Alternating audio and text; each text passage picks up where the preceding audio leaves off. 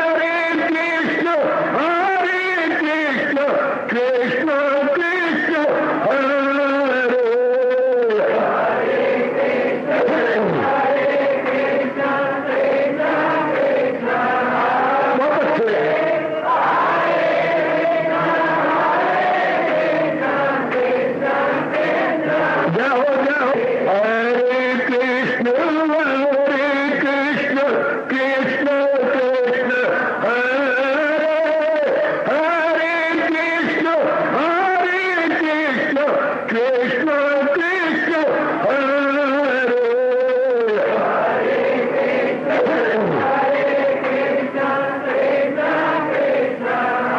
बहुत अच्छे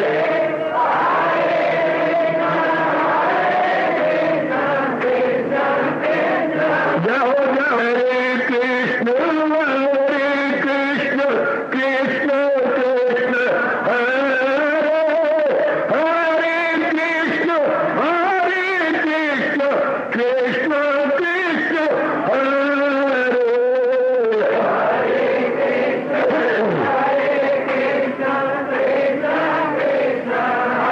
बहुत अच्छे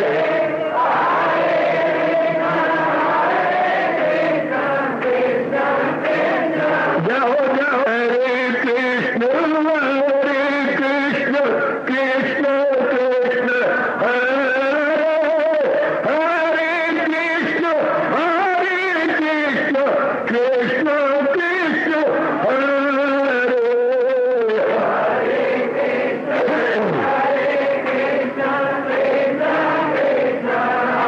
बहुत अच्छे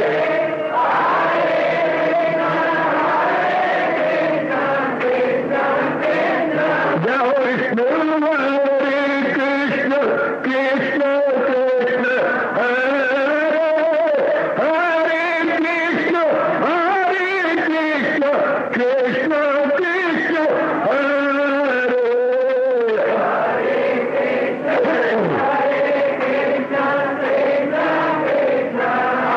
बहुत अच्छे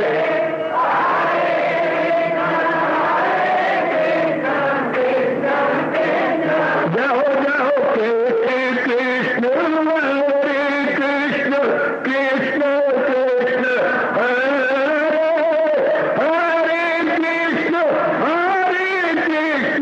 कृष्ण कृष्ण हरे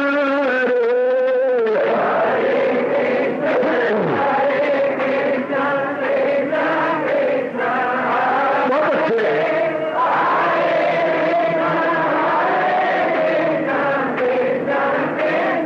जाओ जाओ हरे कृष्ण कृष्ण कृष्ण हरे हरे कृष्ण कृष्ण हरे हरे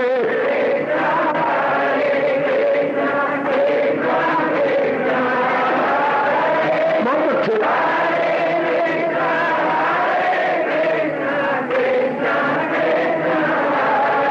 अब अपनी शहनशाह की आज आरती बड़े प्रेम और श्रद्धा से उतारे।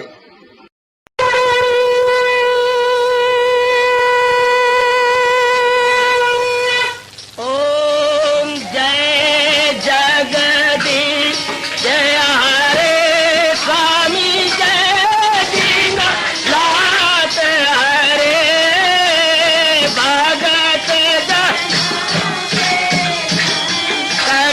दास जनों के अवगुण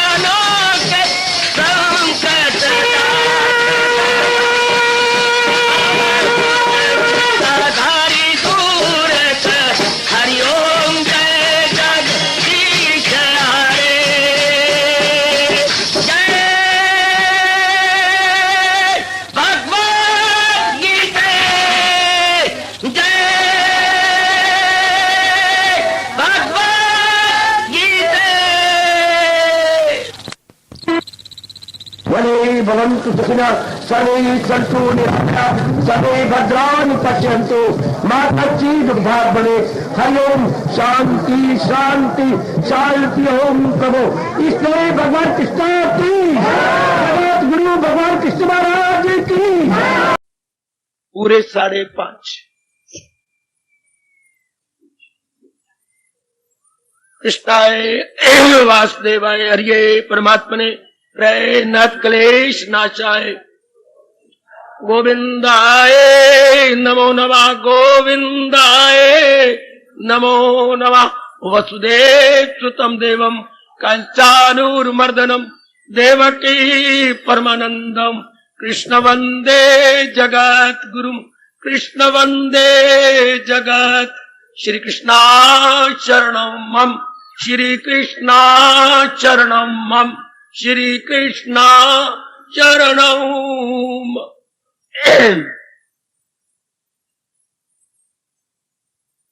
आओ भाग्यशाली कल्याणकामी मेरी देवियों, बड़ा भागी गीता के पैरोकार कल्याणकामी सज्जनों, आओ अपने मन को एकाग्र करें। भगवान द्वारा दिए जा रहे इस स्वर्ण अवसर का पूरा पूरा लाभ उठाने की अपनी ओर से चेष्टा करें।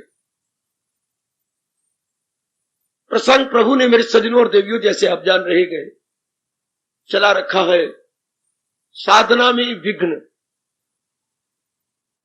अनुभवी महापुरुषों ने, विशेषकर हमारे भारतीय सभ्यता और संस्कृति के परम पिता महर्षि वेदव्यास जी ने, जो यथार्थ रूप में त्रिकालदर्शी हैं, ये पहले ही बता दिया था कि साधकों में ये विघ्न आएंगे और उसका ये निवारण होगा। बड़ी मेहरबानी उनकी, बड़ी कृपा, बड़ा उपकार। उसी आधार पर कुछ प्रकाश डालने की चेष्टा की जा रही है और मुझे पूर्णतम आशा है आप लाभ उठा रहे होंगे। क्योंकि आप कल्याणकामी हैं, सिर्फ वक्त कटी के लिए तशरीफ नहीं लाते, बल्कि जीवन में कल्याण करने के लिए आप बड़े उत्साह दिखा रहे गए।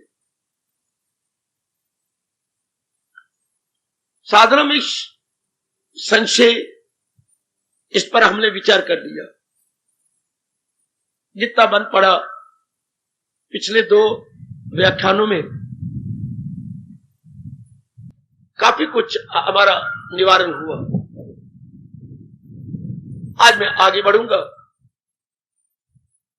साधना में अनियमितता, नियम शब्द तो आप जानती हैं, तो आ लगा दिया पहले। नॉन पंक्चुअलिटी, साधना में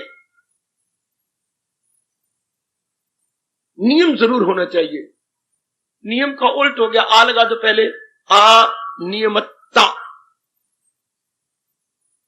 आप जैसों को मन में एक निश्चित प्रोग्राम बना लेना चाहिए, एक निश्चित कार्यक्रम हो मेरी देवियों, होगा। लेकिन अब चूंकि प्रसंग है, प्रकाश डालना मेरा परम धर्म है। मैं उम्मीद तो ऐसी करता हूं कि आप सबका एक नियम बन चुका होगा।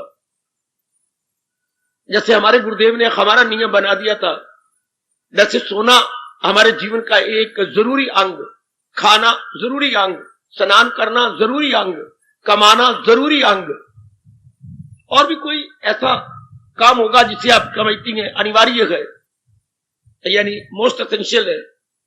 इसी तरह साधना भी अपनी बुद्धि और मन दोनों में रख लो कि मेरे लिए जब बेसमझी थी तब तो बेसमझी थी, लेकिन अब हमारे जीवन का एक जरूरी अंग बन के रह जाना चाहिए। जैसे भोजन के बिना निर्वाह नहीं है, इस तरह ये भी मन में बैठ जाए, परमात्मा करे मेरी वाणी सफल हो, साधना के बिना मेरा गुजारा नहीं है। बहुत अच्छे, बहुत अच्छे, बहुत अच्छे मेरी भगवती, बहुत अच्छी देवी, बहुत अच्छी सज्जनों, बहुत ही अच्छे। ये ध्वनि आप अंतर से निकले, साधना मेरा गुजारा नहीं, मैं जिंदा नहीं रह सकता साधना के बिना। साधना तो मैंने करनी ही है, क्योंकि इसके बिना जीवन निरर्थक है, इसके बिना जीवन बिल्कुल ही बर्बाद है, पशुओं से भी बदतर नजर आता है। अब हम रियलाइज करने जा रही है। काफी आप एहसास कर चुके हैं। इसलिए दूरदर्शी महर्षि वेदव्यास ने कहा, अगर सच्चे और पक्के साधक है तो नियम जरूर ले लो, अनियमितता ना हो, नॉन पंक्चुअलिटी ना हो। We must be all punctual in our spiritual practice. कैसे? लो सुनो उन्हीं के अनुभव मेरे साधारण और सुबोध शब्दों द्वारा। बड़े ध्यान से सज्जनों और देवियों,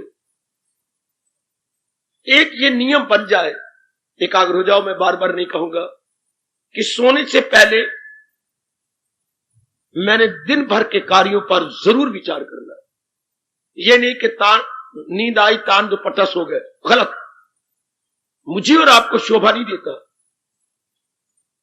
क्या हमें ये शोभा देता है कि सोने से पहले, जैसे मैं चौकी लगा के बैठा हूं, इससे थोड़ी देर अपने बिस्तर पर चौकी लगा के बैठ जाइए।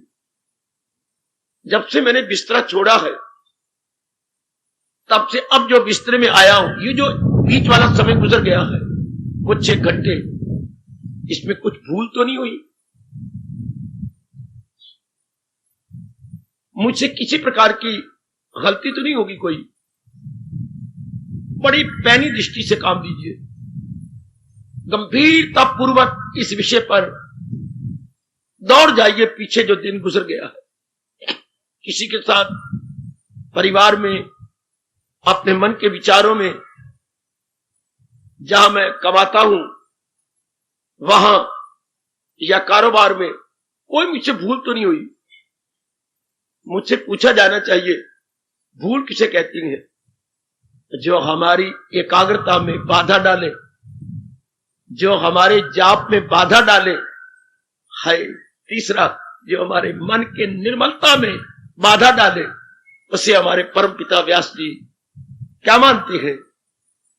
उसे भूल मानती है, गलती मानती है, त्रुटि मानते हैं।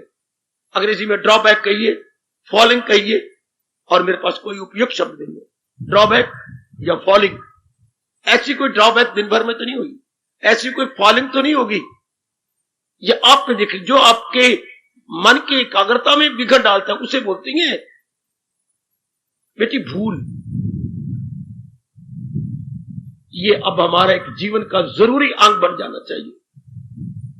इसे बोलते हैं दिनचर्या पर निरीक्षण करना, ऑब्जर्वेशन, इंट्रोस्पेक्शन। रजोगुणी कभी नहीं सोचेगा, गप्पे मारते, सिनेमा देखते, टीवी देखते, बीवी के साथ बातें करते, इर्द गिर्द की गुजरी बातें सोचते सो जाते। आप जैसों को शोभा ये देता है कि जरा दिनचर्या पर गौर कर लीजिए, अपनी दिनचर्या पर जरा देखिए।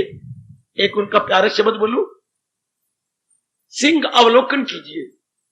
बड़ा प्यारा शब्द, नहीं सुना तो आज मेरे से सुनो। बहुत ही अच्छा शब्द है अपने राष्ट्रभाषा का, सिंह अवलोकन करना। शेर जा रहा है शिकार की तलाश में। सुनो मेरी देवियों, ओ मेरे सज्जनों, सिंह अवलोकन, शेर का जरा देखना। जा रहा है, आगे आगे जा रहा है, जैसे मानो यहां से आगे जा रहा है शिकार की तलाश। उसे कोई ध्वनि आई, मन में आया शायद शिकार पीछे हो, तो ये नहीं कि पीछे सारा शरीर मोड़ेगा, नहीं, सिर्फ अपनी खड़ा वहीं रहेगा, खड़ा हो जाएगा और अपनी गर्दन पीछे देख लेगा, सिर्फ अपनी गर्दन से पीछे यूं कर लेगा। इसे बोलते हैं सिंह अवलोकन।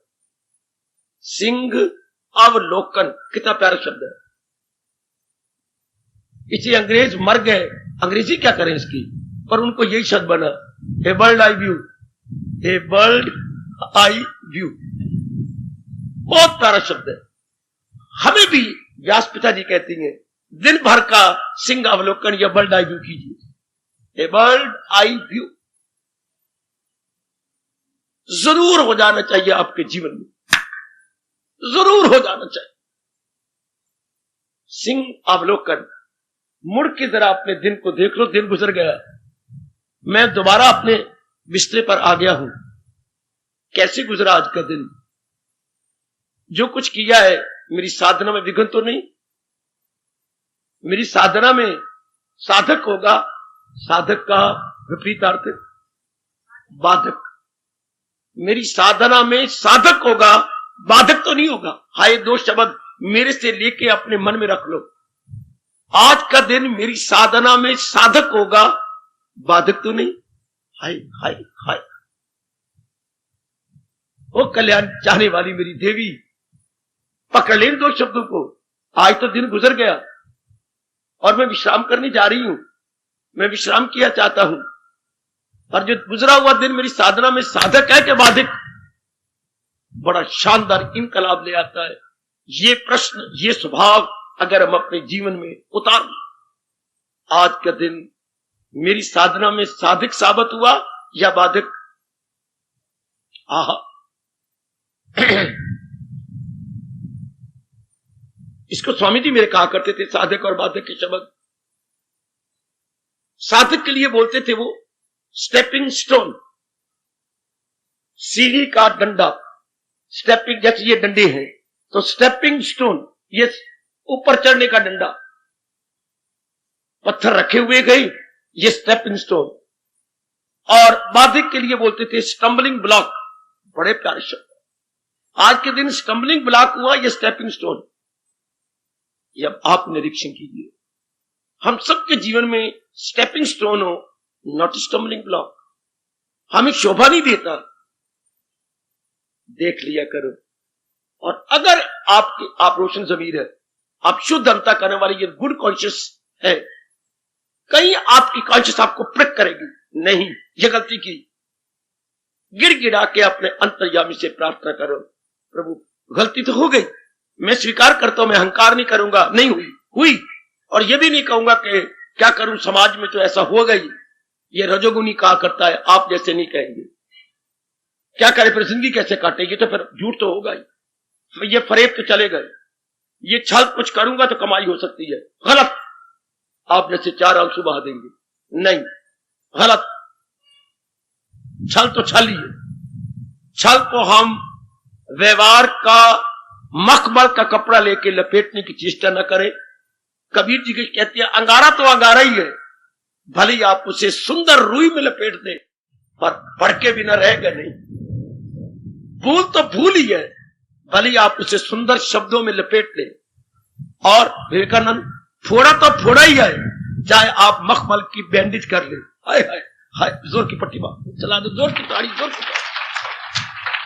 स्वामी विवेकानंद, हम सब आपका बहुत लाभ उठा रहे हैं। फोड़ा तो फोड़ा ही है, भले आप उसे मखमल की पट्टी से बांध रखा है, तो अंदर गंध। फोड़े का मतलब आपका लाल खून गंदा खून बन गया, जिसे हम पीक बोलती है, पीक चल पड़ी। तो भूल तो भूल ही है, चाहे हमारा गंदा मन इसे सुंदर शब्दों में छुपाना चाहे ना, आप नहीं छुपाओगे।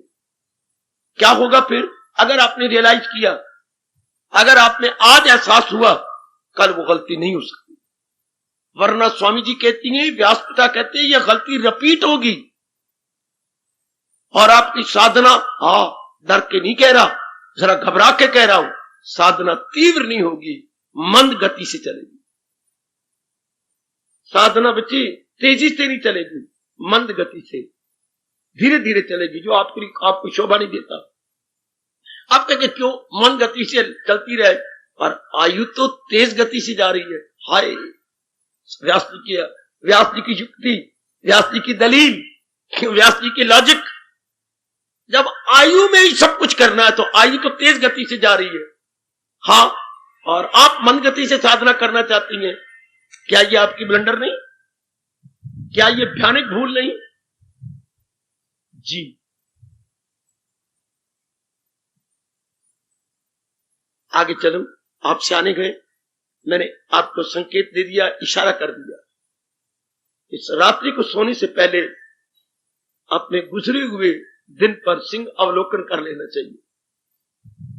ए बर्ड आई व्यू जरूर हम ले लें। आज का मेरा दिन कैसे गुजरा, जरा मैं गुजरे हुए दिन पर झाती तो मारूं, देखो तो सही। आहा, परमात्मा करे आज के बाद आपके जीवन का ये जरूरी अंग बन के रहेगा। उसके बाद हमारे जीवन में दूसरा स्वभाव बन जाना चाहिए। सोने के बाद मुझे आशा है आप 4 घंटे सोते होंगे, 5 घंटे, इससे ज्यादा आपको शोभा नहीं देता। 6 सोते हैं तो मर्जी आपकी, और शोभा तो 5 घंटे देता। 6 भी सोते हैं तो कोई गंदी बात नहीं, पर बचा सकते हो तो बचा लो। इसके बाद आप उठे, आप नहाए धोए, पेट पूट साफ किया। अब देखिए आपके मेरे का तो काफी का बन गया, अगर नहीं तो फिर शर्म की बात। प्रातःकाल आप भगवान के चरणों में हाजिरी देती है ना, इसे प्रातःकाल ही बोलते हैं। ब्रह्म मुहूर्त डिवाइन आवर में आप प्रभु को हाजिरी दे रही है। ये हमारे हिंदू धर्म का, अगर मेरे से पूछा जाए हिंदू धर्म की शुरुआत कहां से होती है? ब्रह्म मुहूर्त से, डिवाइन आवर से हमारा वैदिक धर्म शुरू होता है। बेटे वैदिक धर्म की शुरुआत हमारे ब्रह्म मुहूर्त से, क्योंकि उस समय हम अपनी शरीर मन से परे होकर अपनी मन की वृत्ति को मालिक के नजदीक ले चलती है। और धर्म का काम क्या है? धर्म बनाने वाले के नजदीक पहुंचना। हाय, तो ये प्रातःकाल तो नहीं, ब्रह्म मुहूर्त कहना चाहिए। प्रातःकाल 4 बजे होता है, ब्रह्म मुहूर्त 2 से कुछ 4:30 बजे तक होता है। ब्रह्म मुहूर्त डिवाइन आवर वो माना गया है। आप सारे उस समय अपना स्वभाव बना चुके हैं ना। आज विषय चल रहा है क्या?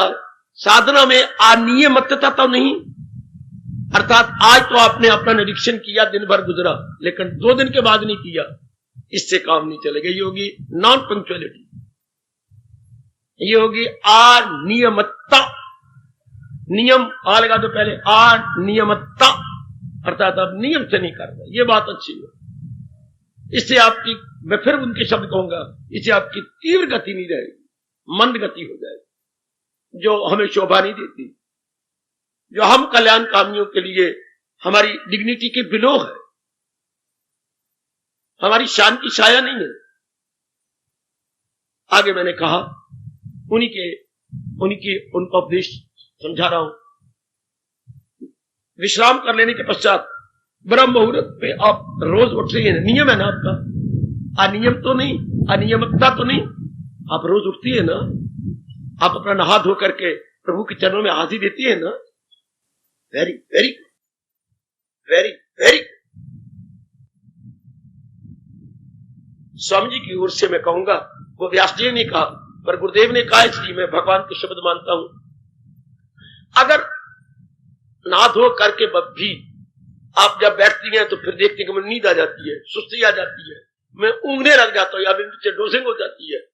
आप घर में कोई ऐसा स्थान देखिए जहां कोई सोया हुआ ना हो, खाली बरामदा हो, आप चल के जाप कीजिए। आवाज से नहीं, मन मन में जाप, किसी को पता ही लगे, और चोरों की तरह चलिए। ये नहीं कि ठक ठक हो, चप्पल हो जिससे आवाज ना आए, ना के नीचे बूट हो और नीचे स्टार लगे हुए हो, बिल्कुल चप्पल आवाज ना आए, ध्वनि ना निकले, किसी को पता नहीं लगे, तो चल के जाप कीजिए, ताकि मेरी हाजिरी मेरे प्रभु लगा ले कि मैं केवल इस समय भगवान के लिए जागी हूं।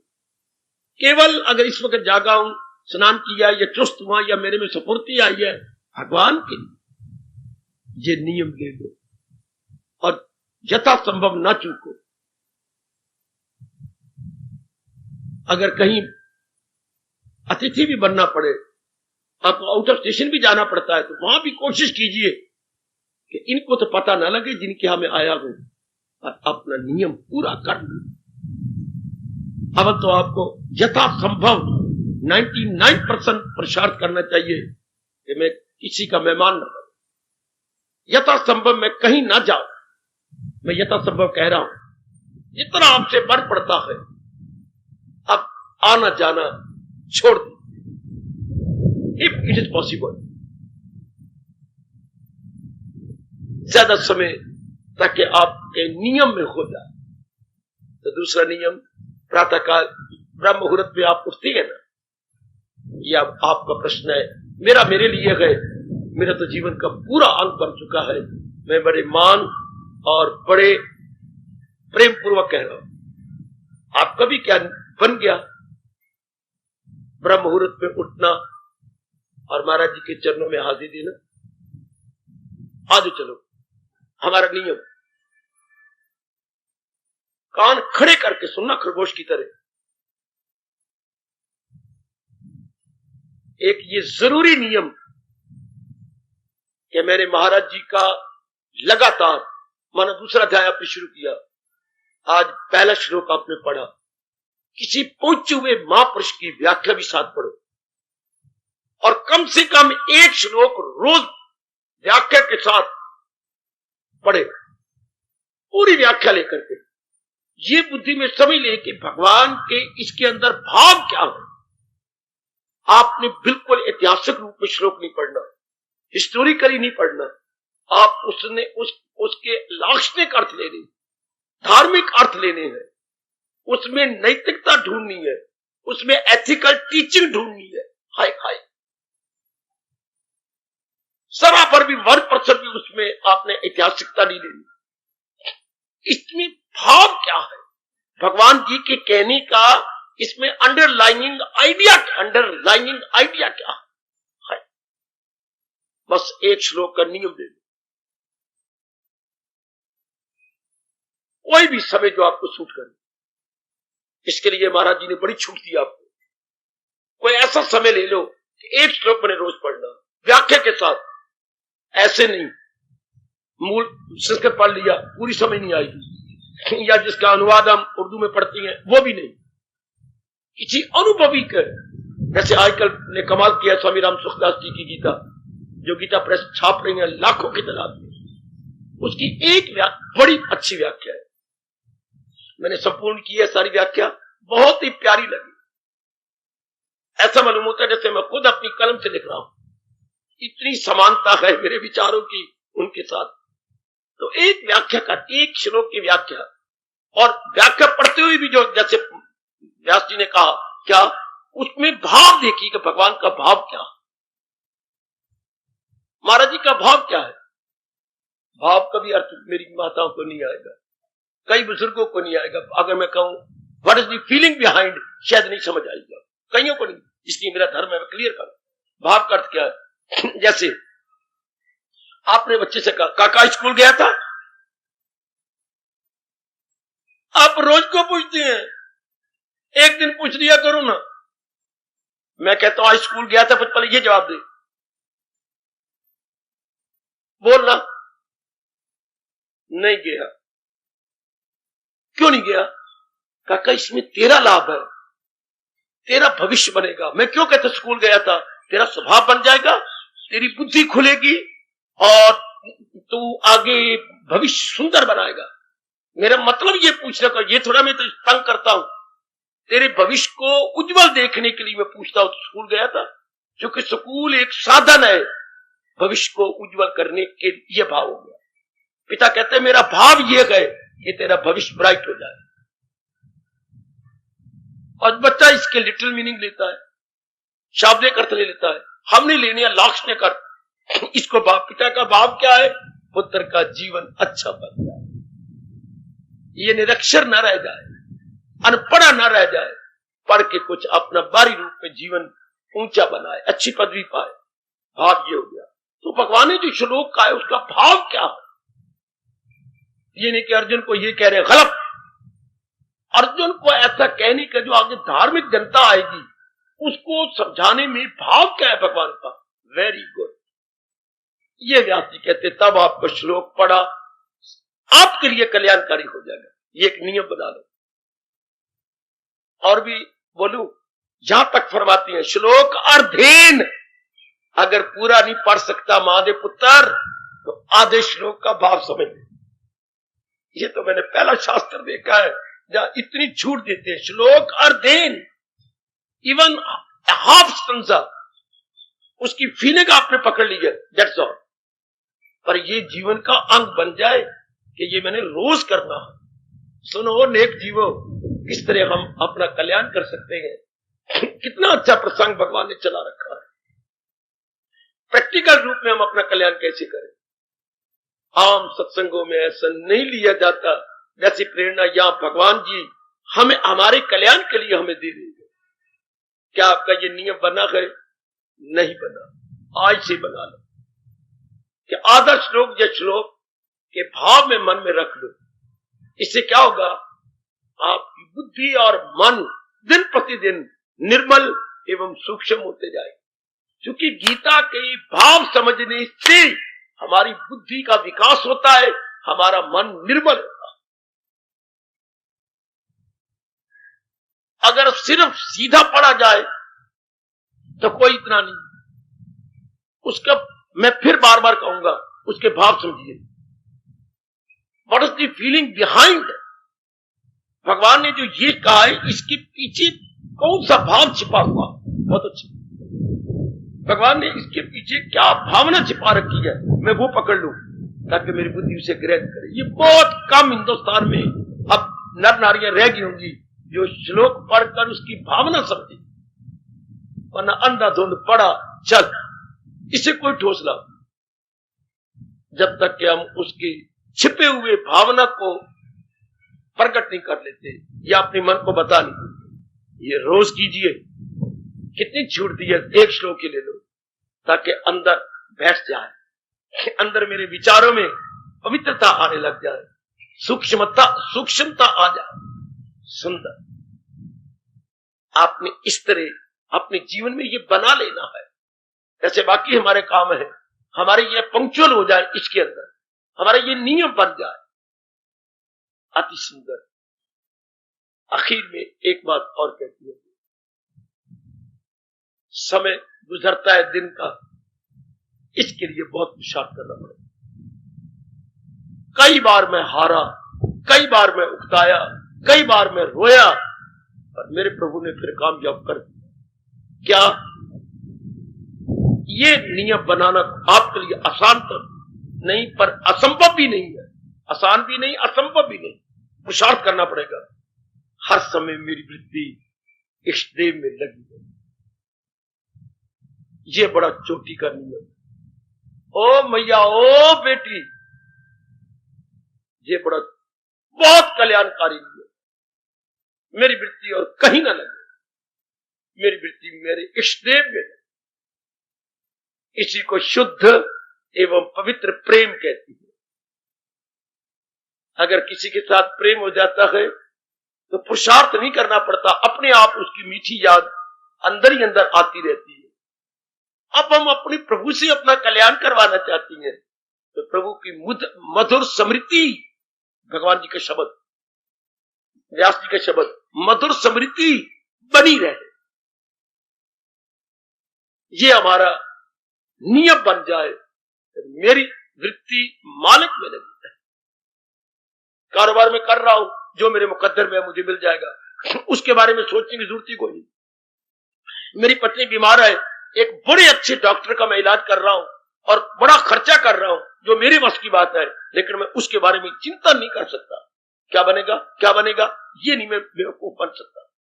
पतिदेव की पूरी सेवा कर रही हूं, जो मेरा बस चलता है, लेकिन मैं उसके बारे में सोचती रहूं, ये मूर्खता अब मैं नहीं कर सकती। काका बीमार है, पूरा इलाज करवा रही हूं। काका मेरा पढ़ाई में कमजोर है, ट्यूशन रखती है, 2 ट्यूशन रखती है मैंने, लेकिन उसी के बारे में कमजोर है, ना पढ़े तो की बनेगा, ये नहीं मैं अब मूर्ख बन सकती। अपनी तरफ से मैं पूरी कोशिश कर रही हूं बस। और भी कई टंटे घर के अंदर होती हैं, उसके लिए आप पुरुषार्थ करें, पर उसका चिंतन न करें। क्यों? क्योंकि हम कल्याणकामी है, चिंतन में भगवान को रखना चाहते हैं। आहा, वो बड़ा अच्छा नियम है मेरे सज्जनों, मेरी देवियों, कि चिंतन में भगवान जी आ जाए। चिंतन में जहान की कोई चिंता ना आए। पकड़ लो ना, सारे पकड़ लो आज आपको भगवान की कसम। चिंतन में कोई संसार की चिंता ना आए, चिंतन में प्रभु आए। चिंतन में मैं बड़ा इसके लिए रोया हूं और बहुत ही कई बार हारा हूं, स्पष्ट कह रहा हूं आप सबके सामने। भगवान साक्षी है, आपसे क्या छुपाना।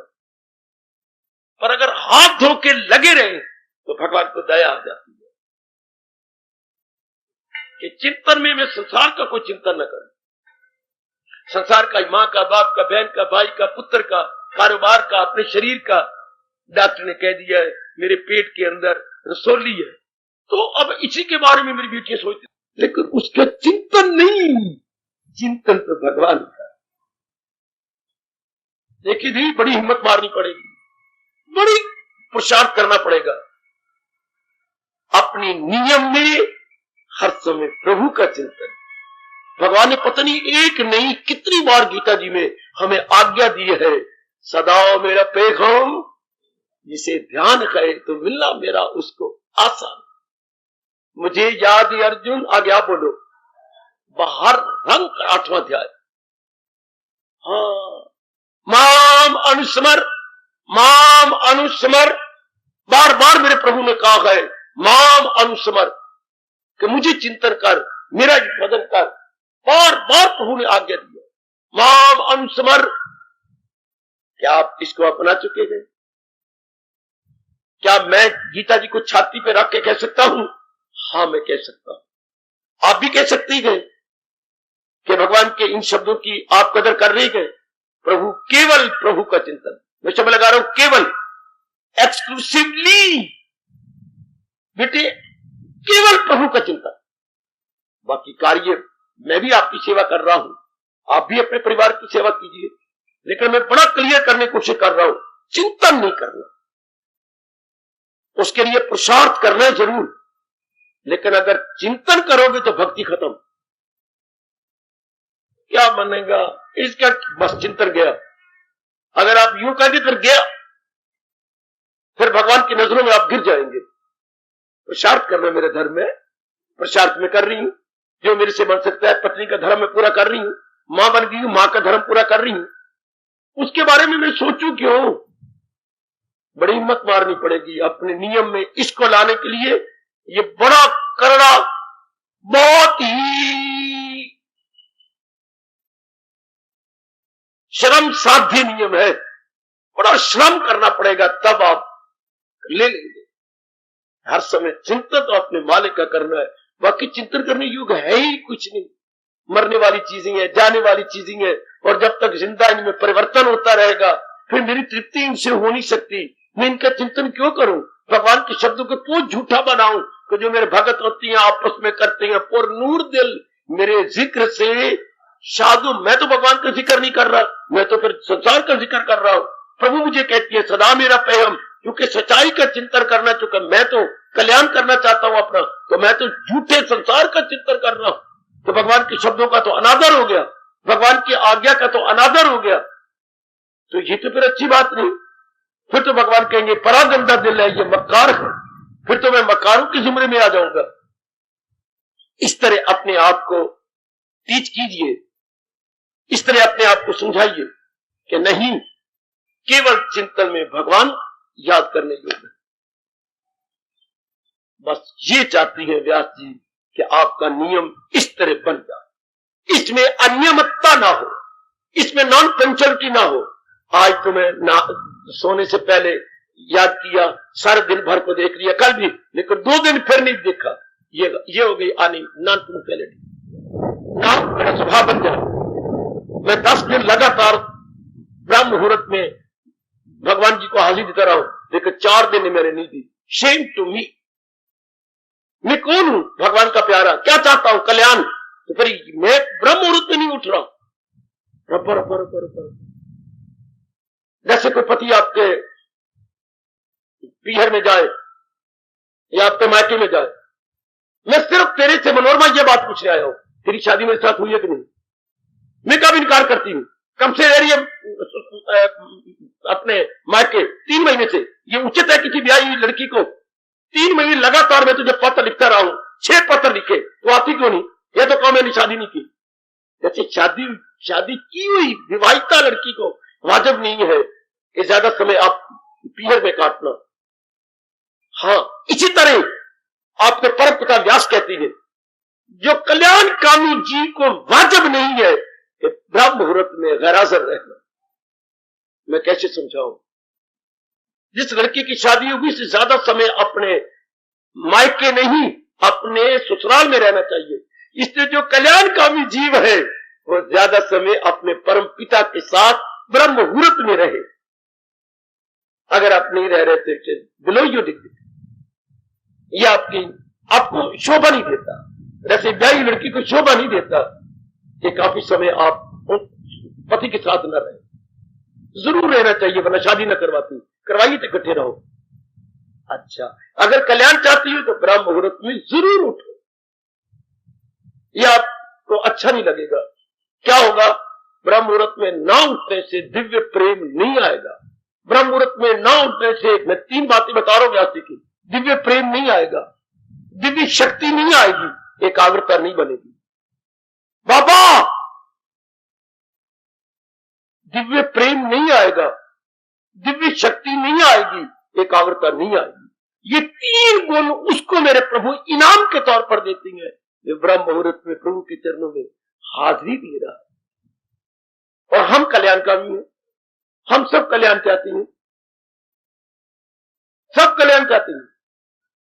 जैसे आप अपने बेटे को कहते, पुत्र शादियों की, अगर शादी की तो कमाई क्यों नहीं करते? कब तक मेरे कंधों पर बोझ डालते रहोगे? एक तेरा भी बोझ, एक तेरी पत्नी का बोझ, फिर मैंने सुना तेरा बच्चा भी होने वाला, तो बाप भी बनने जा रहा है। तो जब शादी भी कर ली और बच्चा भी होने वाला, तो फिर कमाई करो, हर रोज नए खर्चे होते हैं। ठीक है पिताजी, अब आपको मैं कहने का मौका नहीं दूंगा। तुम आपको कहने का हक है ना, जब शादी होगी तो कमाई करनी जरूरी है, और जब कल्याणकामी कहलाते हो ना, तो ब्रह्म मुहूर्त में उठना अनिवार्य है, जरूरी नहीं मैं कहूंगा, ये इनएविटेबल, अनअवॉइडेबल है। It is not essential but we can not avoid it. ये अब आपने देखना है, मेरी बेटी आपने देखना है।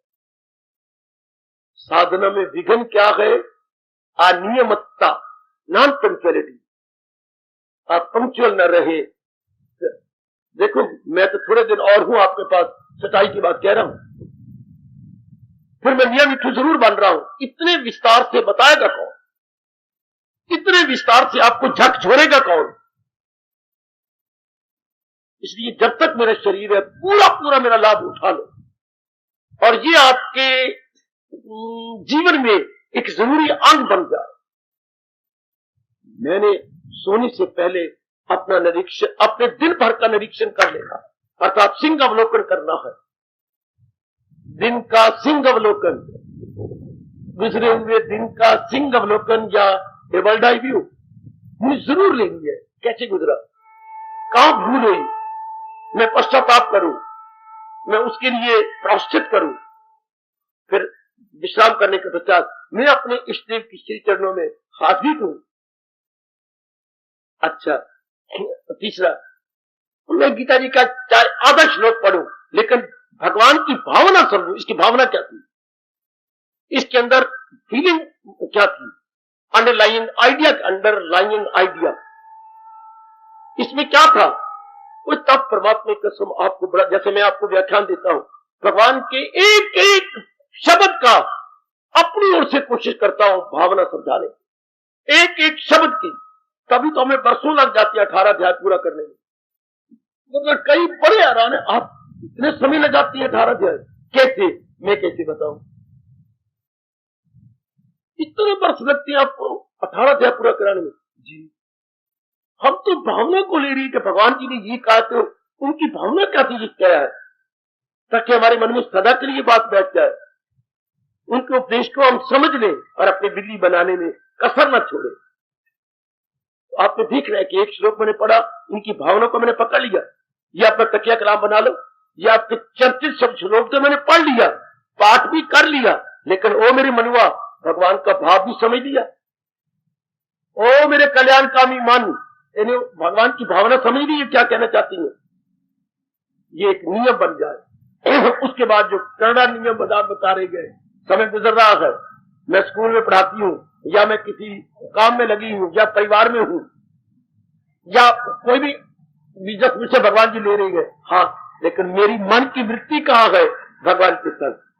मेरी मन की वृत्ति कहां है? क्या मैं अब उसी काम में खो गया हूं? क्या मैं अपने उसी पढ़ा रही हूं बच्चों को, उसी में खो गई हूं, या मेरी वृत्ति उधर जाप कर रही है? मैं भगवान के इन शब्दों को कैसी चार चांद लगाऊं? रो, अगर नहीं ऐसा स्वभाव बन रहा, प्रभु मुझे बताओ, जब आपने ये आज्ञा दिया है तो सोच समझ के आज्ञा दिया है, पर मैं इसे व्यवहारिक रूप कैसे दूं, प्रैक्टिकल रूप आपके फरमान को कैसे दूं? मैं हार गया हूं, मैं हारती जा रही हूं। कौन सा फरमान आपका? तन काम में मन रहे, ये मैं कैसे कर दिखाऊं? मैंने रो रो के ऐसा ही कहा दिया अपने कृष्ण को, गिरा के मैंने इसी तरह प्रार्थना की है। मैं आपके इन शब्दों को चार चांद कैसे लगाऊं? मैं इसको व्यवहारिक और क्रियात्मक रूप कैसे दिखाऊं?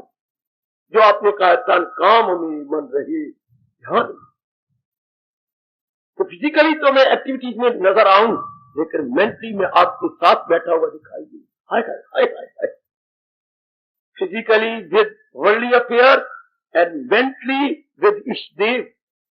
Physically with worldly affairs and mentally with इष्टदेव। हाउ? पूछो अपने भगवान से, गिड़गिड़ाओ अपने अंतर्यामी प्रभु से, ये कैसे मुमकिन हो? घर के टंटे में करती रहूं और मानसिक रूप में मैं अपने इष्टदेव के साथ रहूं। हाय मैं मर गई, हाय मैं मर गई। बड़ी मुश्किल पड़ेगी आपको। आखिर में जब भगवान देखते हैं कि सच्चे और पक्के गए तो एक दिव्य शक्ति भी देती है। जितना मैंने अनुभव किया बोलूं, 4/4 भाग मन का संसार में रहता है और 3/4 भगवान के साथ रहता है। कितना अनुभव हुआ है, इतना ही बोल रहा हूं। ज्यादा जब अनुभव करवाएंगे मैं ज्यादा बोल पड़ूंगा। 1/4 तो रहता है संसार में और 3/4 रहता है भगवान के साथ। इतना अभी तक, आज तक तो भगवान ने इतने अनुभव करवाया भी। तन काम में मन रही, ध्यान, ये आपका नियम बन जाना चाहिए। इसको मेरे प्रभु कह रही है, इसमें हेर फेर ना हो, उल्ट पुलट ना होने पाए, ऐसा नियम। ऐसा मैं भी अपने जीवन में देखता रहूं और ऐसा आपका अपने जीवन में ये बन जाए।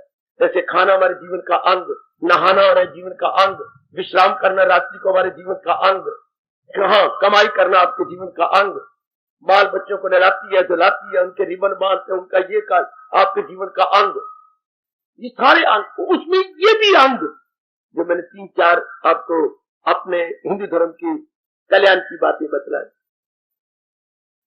तो फिर तीसरी बात दोहराई कर रहा हूं, सोने से पूर्व गुजरे हुए दिन पर सिंह अवलोकन करना, विश्राम करने के पश्चात भगवान के चरणों में हाजिरी देना जाप करते हुए। अगर मैं देखता हूं कि मुझे नींद आ जाती है या मैं ऊब जाता हूं तो मैं चल फिर के जाप कर लूंगा। बाबा कितनी देर? कम से कम आधा घंटा, मेरे स्वामी जी ने कहा, एटलीस्ट हाफ एन आवर, लेकिन कम से कम आधा घंटा। अगर ज्यादा कर सकती हो तो बड़ी सी बात, लेकिन ये देखना है मेरे मुंह पर लानत अगर मैं कल आधा घंटा ना दूं। इसलिए कम से कम मैंने आधा घंटा दिया तो नियम मेरा बन गया कि आधा घंटा मैं रोज देगा। और सुन लो नेक जीवो, फिर न कहना किसी रब के प्यारे ने शास्त्र की बातों को खोला नहीं था, कल्याण की बातों पर पूरा प्रकाश डाला नहीं था। कम से कम आधा घंटा। उसके बाद भगवान जी के, क्या मैं एक ही श्लोक या आधा श्लोक पढ़ूं, पर इसमें छिपे हुए भाव को मैंने चूसना है, भाव को मैंने पिकअप कर लेना। इसके अंदर भाव क्या, इसमें अंडरलाइंग आइडिया क्या था जो भगवान जी ने ऐसा कहा, उसको मैंने मन में रख लेना, उसको हमने ले लेना। तो जैसे इतना बड़ा संतरा, देखिए जरा भाव को मैं फिर क्लियर कर दूं, इतना मोटा संतरा, अच्छा मानो आपको ये 2 रुपए का एक मिला है, हाँ आप उसके छिलके उतार देते हैं, अच्छा आगे उसमें से फाड़ियां निकलती हैं, उसके ऊपर से भी छिलका तो वो भी उतार देती है, अंदर जो उसमें रस है वो आप मुंह में डालते। उस संतरे की एक डली की भावना ये थी जो आपने अंदर दिया, बाकी सब क्या था, वेस्ट मैटर था। इसलिए गीता के अंदर जो रस है वो श्लोक में, और वारी वारी आपने पढ़ना है। ये भी कई बड़ी भूल कर रही है जो मैं बता नहीं सका या भूल गया, समझ आता हूं क्या, वारी वारी आज पहला श्लोक का, दूसरा, तीसरा, चौथा, फिर इस तरह नियम के तौर पर कई मेरी व्यक्ति बड़ी भूल कर रही है। लिया। ओम नमो भगवते वासुदेवाय। चौथे अध्याय का 6वां श्लोक निकला है। ए कमली, ये तेरे किस चाचे ने बताया, किस ताई ने आपको ऐसे बतलाया? गलत। नियम रूप से मैंने कल पहले दूसरे अध्याय का पहला श्लोक शुरू किया था, आज दूसरा श्लोक, तो उसके आगे तीसरा श्लोक, क्रम अनुसार। हाँ, सीरियल बनाए रखना अपना। यह गलती कई मेरे भाई कर जाते हैं, नहीं ऐसा करना, अपना क्रम बनाए रखना है, तो उसकी भावना समझ लेनी है। गुड। अगर पढ़ते हुए कई भावना समझ नहीं आती, मेरी सहायता लो। अगर राम सुखदास जी ने नहीं क्लियर किया या और किसी अनुभव की पुष्टि आप कर रहे हैं तो लीजिए, आप मुझसे समझ लो इस श्लोक की भावना क्या है। इसके बाद आगे अंतिम है, दिन मेरा गुजर रहा है और मैं काम कर रहा हूं, लेकिन मेरा मन मेरे मालिक के साथ लगा हुआ। ये शरीर छोड़ने से पहले ये भगवान को साबित करके दिखा दो, तान काम में मन रही। लगाओ एड़ी चोटी का जोर, लगा मेरी भगवती एड़ी चोटी का जोर। जल्दी नहीं ये नियम बनेगा, क्योंकि कई जन्मों से ऐसा स्वभाव है ही नहीं। कई जन्मों से संसार के रूपों का चिंतन करने का स्वभाव बना हुआ, ये चिंतन कर, वो चिंतन कर, इसकी चिंतन, इधर का बात, उधर की बात, गुजरी बात से भविष्य की तरफ। ये मन हमारा क्या बना, आवारा गर्दी करता है। मन आवारा गर्दी करता है, पास्ट में, प्रेजेंट में, फ्यूचर में, और जो हमारे सामने है, ये जब घर में कमियां, इनमें बात। अब उन सारों से रोक लेना मजाक है कोई? उन सारों से अपने आप को खींच लेना बच्चों का खेल नहीं। तो हम तीन वैरागी नहीं है, तो मेरे सामने योग भ्रष्ट नहीं बैठे हुए, हम एक बिल्कुल दरमियाने जीव है, बिल्कुल ही हम एक मध्यवर्ती जीव है, मध्यवर्ती बीच में जाने वाले। इसका हमें फिर बहुत पुरुषार्थ करना पड़ेगा, रुकना पड़ेगा, तब ये स्वभाव बनेगा। वृत्ति मेरी मालिक में लगी रहे। अब जो प्रभु मुझसे लेना चाहते हैं, देवी बड़ी जल्दी कल्याण कर जाओगी, बड़ी जल्दी आप खुद मेरे इस भगवान के बनाए नियम में बड़े प्रसन्न हो जाएंगे। वृत्ति मेरे मालिक में लगी है, तो भगवान के शब्द कभी झूठे नहीं होंगे। मिलना मेरा उसको आता है, क्योंकि भगवान का ये जब से सृष्टि बनी है तब से ये नियम जारी गए। लगाई थी लौ जिससे हासिल, वो वस्तु आपको मिलने वाली है। कौन सी? आपका मन जिसके विषय में सोचता रहता। बाबा एक बार फिर कहे, मन आपके जिसके विषय में सोचता रहता है वो वस्तु आपको मिलने वाली है।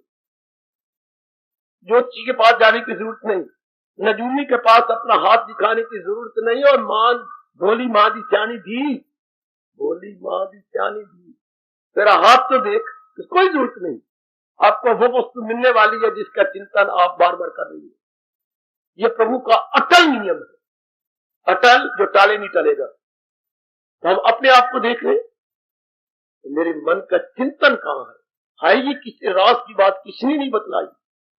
सचमुच हमारा मन लोफर था, आवारा गर्दी करता था, कभी इधर का चिंतन, कभी उधर का चिंतन, व्यर्थ का, और अपनी शक्ति को बर्बाद कर रहा था। मैं 3-4 बार कह चुका हूं, इस नियम को अपनाने में मुझे बड़ी मेहनत मारनी पड़ी, बहुत मुझे रगड़ना पड़ा। अपने मूली कुतरा कह दूं तो शायद भगवान क्षमा कर देंगे। बहुत कद्दूकस करना पड़ता है अपना। मैंने चिंतन भगवान का करना है, कुछ भी क्यों ना हो, बड़ा मजा आता है, वो बड़े खुश होते हैं। और चिंतन करने योगी कोई नहीं, किसका चिंतन करें? मरने वाले तो है सारे।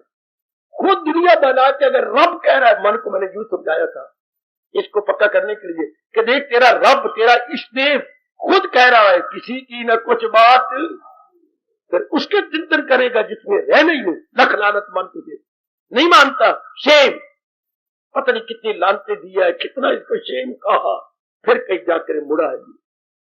खुद भगवान कहती है क्या किसी की न कुछ बात बाकी रहे, फकत एक वही जात। फिर अब उसी का चिंतन करें ना जो था, है और रहेगा। संसार था नहीं, रहेगा भी नहीं, अभी कुछ नजर आ रहा, फिर इसका चिंतन क्यों करें? जो सृष्टि पहले भी नहीं थी, रब ने बनाई और बाद में प्रलय हो जाएगी, फिर भी नहीं रहेगी, इसका चिंतन क्यों करे? शरीर पहले भी नहीं था, इस मरने के बाद भी नहीं रहेगा, फिर और शरीरों का चिंतन क्यों करे? ऐसी युक्तियां दो अपने मन को, मन खट्टा हो जाएगा, मन इसको छोड़ दे। सचमुच इनका चिंतन करने तो वाकई मूर्खता है। जो बिगिनिंग में नहीं थे एंड में नहीं रहेंगे, what to think over that worldly objects, ऐसी आर्गुमेंट को।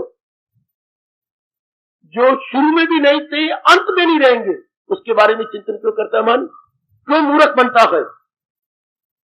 क्यों नहीं अपने भगवान का चिंतन करता जो अपने मुख से कह रहे हैं मैं अव्वल में आखिर में हूं, मैं ही आदि में, मैं ही मध्य में हूं और मैं ही अंत में रहता हूं। ऐसी आप ऐसी दलील देंगे कि मन फौरन स्वीकार करेगा। बिल्कुल चिंतन करने जो केवल वही गए भगवान जी। जहां तो थोड़ी देर का है, जहां तो भगवान खुद कह रहे हैं नहीं रहना, ये सब महाराज के साथ में समा जाएंगे। ये है पंक्चुअलिटी जो आपने अपने जीवन में जरूर लानी है। मैं भी अपना कल्याण करके जाना चाहता हूं, आप भी अपना कल्याण चाहती हैं। हम दोनों श्रोता वक्ता कल्याण के लिए एक तमन्ना रखते हैं मन के अंदर, जिसको हम अपनी भाषा में कहेंगे उत्कंठा है हमारे मन में कि हम कल्याण करके जाए, ऐसे ना मर जाए, कल्याण करें अपना। फिर ये पंक्चुअलिटी हमारे में आ जानी चाहिए। मैंने भी पूरी कोशिश की है, काफी कामयाबी प्रभु ने दी है। आप भी पुरुषार्थ कीजिए। मेरे और आपके भगवान दो नहीं, एक ही भगवान है जिन्होंने मुझे शक्ति दी है। इसके अपनाने में वो आपको भी शक्ति देंगे। इस नियम के को लेने, इस नियम को अपनाने में मेरे प्रभु जरूर शक्ति देंगे।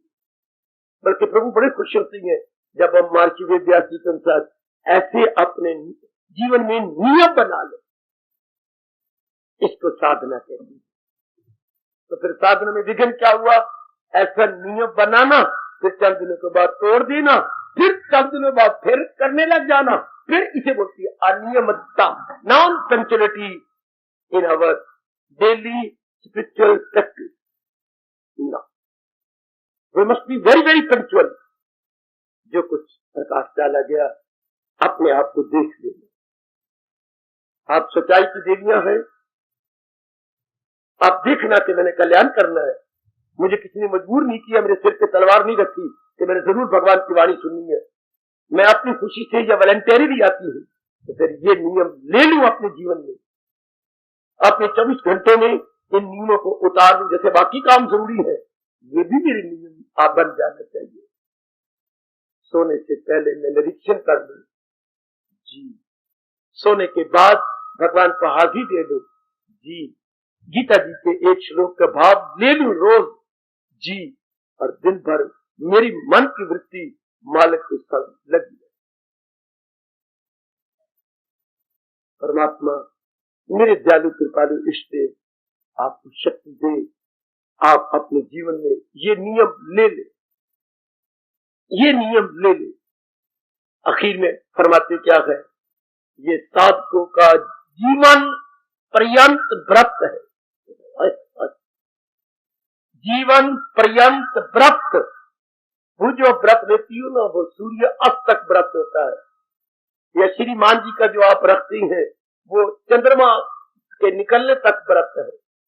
यानी वो जो व्रत हम दिन भर में रखती हैं, एकादशी का है, पूर्णिमा का है, या हमारी कोई और व्रत चलती है, तो वो हमारे कुछ घंटों का होता है। और ये जो मैंने आज आपको प्रकाश डाला, ये जीवन भर का व्रत है। और जिसने ये व्रत ले लिया, गीता को सिर पर और छाती पर रख के कहूंगा, उसे और किसी व्रत की जरूरत नहीं है। अगर ये आप जीवन में व्रत ले लेती है, महाराज जी साक्षी है, भगवान ऊपर साक्षी है, आपको पावन उनके विग्रह दिखाई दे रहा, और किसी व्रत की जरूरत ही नहीं। जिसने अपने जीवन में ये व्रत है, ये जीवन पर्यंत व्रत है, अप टिल लाइफ के जीवन के आखिरी दिन तक मैंने ये व्रत पूरा करना। तो ये व्रत फॉर फॉर बेटर, वो कुछ एक घंटों का व्रत छोड़ दीजिए। मैं गीता को हाथ में थाम के बोल रहा हूं, और बाकी व्रत छोड़ो पड़े, ये व्रत लो जीवन भर। तो मैंने ऐसे अपने जीवन में कर लेना। जीवन में ये नियम ले लेने हैं और व्रत की जरूरत कोई नहीं। कमलिया बेटियां ये व्रत रखते, कमले मेरे भाई भी व्रत रखते, इससे इनसे लाभ क्या होगा? कुछ घंटों का व्रत, सूर्य चढ़े उदय तक व्रत, ये निर्जला एकादशी का व्रत मिलते हैं। ये क्यों ना व्रत ले जिसमें हमारे बहुत ज्यादा कल्याण है, बहुत ज्यादा लाभ है। मैंने भी ये व्रत ले रखा है, आप भी जीवन भर का व्रत ले लें। हार्दिक धन्यवाद, हार्दिक आशीर्वाद।